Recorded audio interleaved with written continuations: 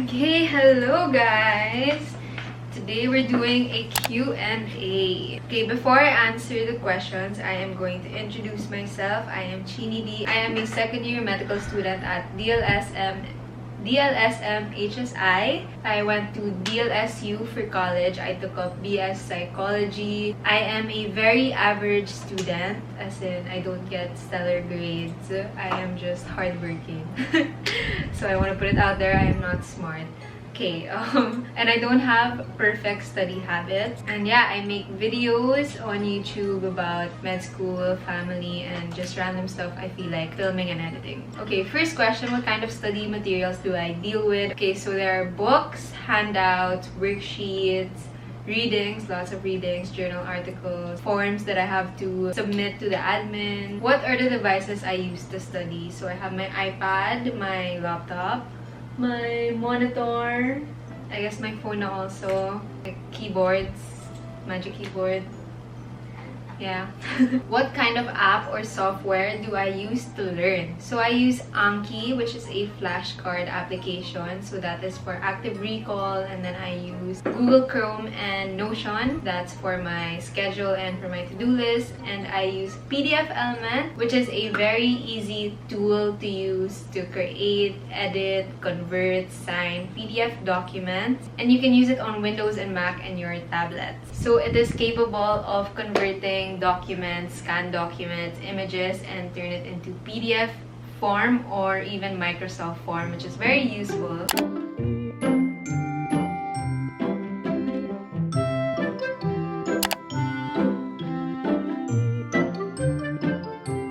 Here are the features. If you choose to subscribe, there are many features. Like I said, the OCR tool and others. And it also comes with a collaboration feature, so you can use it together with your workmates, business mates, schoolmates. And my favorite feature of all is the OCR tool, which I already mentioned before. It is a tool that allows you to convert a non-editable form to an editable form. I'll talk about it more later. How to use PDFelement for productive learning. So I'm gonna show it on the screen. So here is PDFelement. So here is PDFelement, and I love the new look that they have. There's tabs, and it's easier to navigate, very user-friendly. So here I have a non-editable form. So here is the OCR tool, which you can use to convert documents in multiple languages and even translate them into another language, which is pretty cool. And then you can use the tool to extract text, images, data from the original document and then turn it into a PDF document without losing its original formatting. And just like that, when I use the OCR tool, I can easily edit it and it's clearer. And there are different tools like highlighting, adding text, underlining, and I love this squiggly underline. It's cute. You can even add text boxes, so when you send it to people, they can easily know where they should input their data. So it really is your all-in-one PDF editor.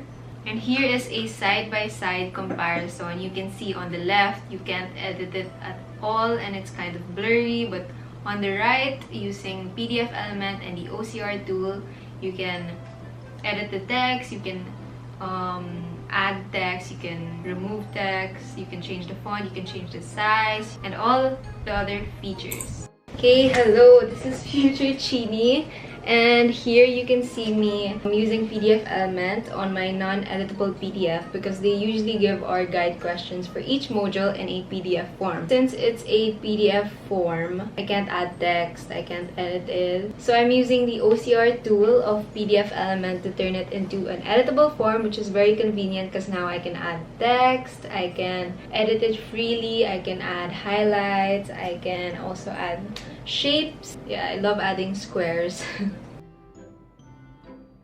I have PDFelement on my iPad, which is very convenient as well because you can take pictures of books. Here I have my Netter's Atlas of Human Anatomy book. Here you can see.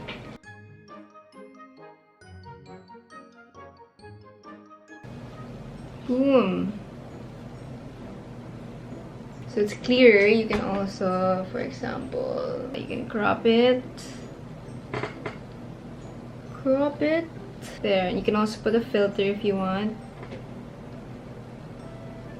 There. Okay, so here I downloaded a PDF to PDFelement, and as you all know, you can't edit PDFs. Like, you can't edit the text, you can't add text in between lines. So here in PDFelement, if you import a PDF, you will be able to edit your PDFs, the text, as in you can delete, you can add. So all you have to do is click the text, this one. So you just click the box where you want to edit, and you click edit. And then as you can see, it automatically detects the words, which is so amazing. And it's so amazing. I can just delete, I can add, I can change the text. So here, I want to make it blue. Boom! If your school gives you PDF forms instead of Word, this is very helpful because my school usually gives our guide questions in PDF form, as I said, and with PDFelement I can edit it like this. I can add my answers easily. Here you'll see it. This is a PDF form. I copy to PDFelement. Or I couldn't add text and I couldn't answer this properly because look, like how am I gonna answer it? There's no space. But now with PDFelement I can just edit and then I can add my answer easily. So aneurysms form, blah blah blah blah. So you can also turn this into a Word document if you'd like. Boom, boom. There. I also like the colors. I like how they have orange, and you can pick your own color. If I want to answer it in the future, I can make it like a quiz type. So if I can use the sticky note and then I can add it here and then I can write the answer here. For example, I'll go back to this before the exam and then I'll be like, oh, why do aneurysms form? Then I can think and then I can say my answer and then I can check if I'm correct by pressing it. Be like, oh, aneurysms form because ganon. So it's very nice. I like this also. So if you want to try out PDFelement, I will put links in the description box. Okay, next question is... So a lot of people are asking about Anki. How do I use Anki? Can I make a tutorial? Comment down below if you want me to make an Anki tutorial and I'll try to do one. Because I know it's complicated. When I started, I was so confused. So let me know if you want one. Someone is asking if they can still go to medical school even if their college course isn't related to medicine. I think it's okay. I have batchmates who aren't majors in science courses and they're doing fine. You just have to put in the extra work, obviously, because you don't have any, or you have limited background knowledge. So you just have to double time and put in extra effort if you want to succeed in medical school. So motivation. How do you stay motivated? How do you avoid breakdowns? Honestly, sometimes I get demotivated. Recently, I don't have the energy to study. Probably burnt out. Basta yun. Burnt out daw. How do you have any advice? How do you not? Well, you have to take breaks when you feel like your body or your mind needs the break. That's what I do. Sometimes I take too much breaks. Find things outside medical school like hobbies. Exercise is very helpful in keeping your body healthy and your mind healthy. Yeah, just take breaks. Also food, but don't overeat. Well, they should plan out their study week so they don't get overwhelmed. Yes, true. Yes, she's right. You should plan out ahead of time. Make sure to use a monthly and weekly calendar so you won't get rattled and behind on schedule. Yes, so you won't get overwhelmed. So you know when all your deadlines are. When you're given a deadline, immediately put it on your schedule so you can plan out when you're gonna do it and you won't be bombarded with all your deadlines. Yes, that's very good, Kyla. And how do you not lose interest? It's all about what do you say, Kyla? Mindset. What I always say. Because if you really dwell on like, oh, I hate this, I hate that, I don't like this. Yeah, if you have that mindset, you're really gonna have a hard time. Like me, I hate biochem, I hate chemistry, but I didn't, like if you keep saying that, then you're gonna have a hard time. So I just try to forget it. If fail it. I have to do it again. So you just have to try to forget that you don't like the subject and just go with it. Or think about the outcome that will happen Yes. if you work hard. Just try to, I don't know, basta yun. Have you ever thought about quitting? Have I? Probably only when, like, not seriously. Only when I'm tired, I'm like, oh, I don't want na. But I'm not serious. I'm only saying that because I'm tired. But I'm only second year. Let's see. Let's see what happens. But yeah, I guess no. Someone said, I am a first-year medical student from UST. Just wanted to ask if it's normal to still be figuring out myself even though first sem is almost over. I think it is very normal. You are not alone because I'm already second year and my first sem of second year is almost over, but I'm still lost. I still don't know what works best for me. I'm still figuring out my best studying strategy. People are asking also about NMAT. I made an NMAT video. I'll put the link here and in the description box if you want to check that out. Yeah, I answered a lot of questions there and I talked about my NMAT journey. How do you retain all the information you learn from medical school? Don't you get drained because of multiple information you try to learn and understand? How do I retain it? I don't joke. Anki. I'm always gonna mention Anki because it's really helpful. It is an active recall application. I mean, it's based on active recall. It's a flashcard application. So what it does is you see a flashcard every now and then eventually, if you see it all the time, you'll eventually remember it. If you are a medical student or an incoming medical student, I suggest starting Anki early so you can see the cards more often, and then eventually you wouldn't have to force yourself to memorize it because it comes naturally. In first year, I used to make my own decks, but now I don't have time, so I just download from Reddit. And yes, I get drained from all the information I have to retain because there's really a lot of information you need to know. How do you stay focused while listening to video lectures of professors?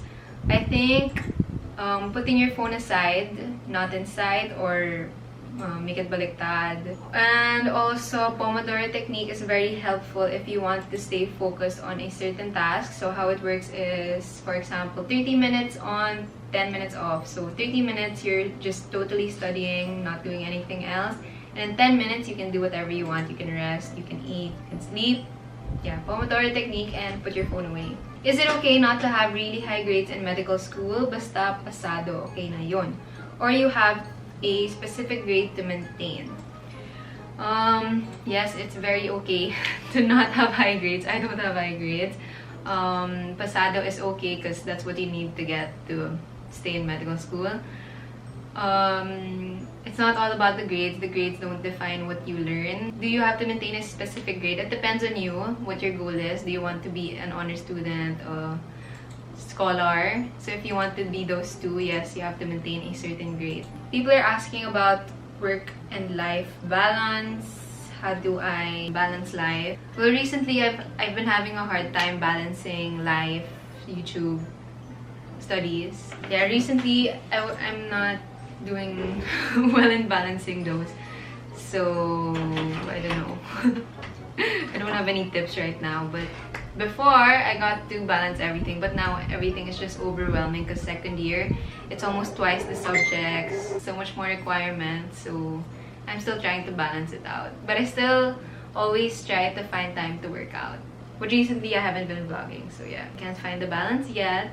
What do you think is the most important attitude of a medical student? I think being hardworking is very important. When you're behind on the studying schedule or your requirements, it's really hard to get back on track because there's really so much you have to do, so much you have to study, so much you have to memorize. So being hardworking and responsible with your schedule. Is it okay to fail exams? Yes, I have failed. And it's totally okay. You have to see it as motivation and not something to bring you down. So if you fail something, you'll be like, okay, that means that I have to do better. I have to fix my study schedule. I have to fix my studying strategies. Do you have anatomy books that you can recommend? I think the top one in my list is the Netter anatomy book. What's it called? Atlas of Anatomy. I'll just insert it here.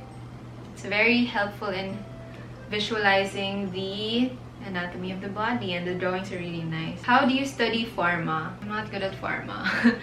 But my tip for pharma is use Sketchy Medical. for pharmacology and microbiology and parasitology, Sketchy Medical is the way to go. So what I do is I watch the Sketchy Medical videos and then I downloaded Anki flashcards for it. So after I watch the videos, I do the flashcards, and then the next days I just keep doing the flashcards before the exam. What do you feel are the negative or restrictive aspects of medicine?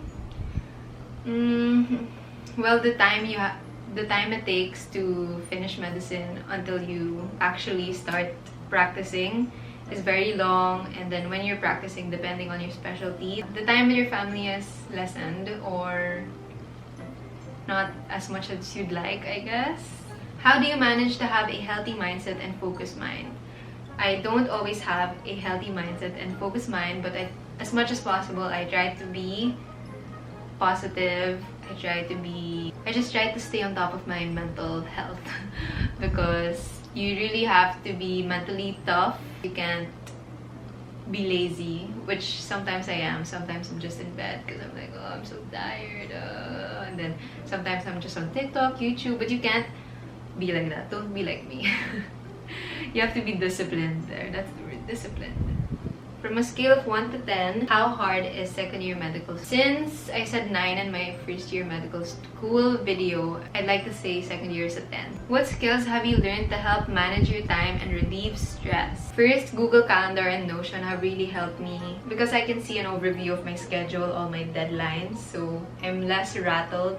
And I can plan out when I'm gonna do things, when I'm gonna submit things, when I can rest. Yeah, that's really helpful. So you have to fix your calendar, fix your to-do list. That really helps me manage my time and relieve my stress somehow. How do you prepare for recitation? Honestly, when we have synchronous sessions, I don't recite because I'm not confident in myself. But for word work, what I do is I just watch demo videos again and again and again.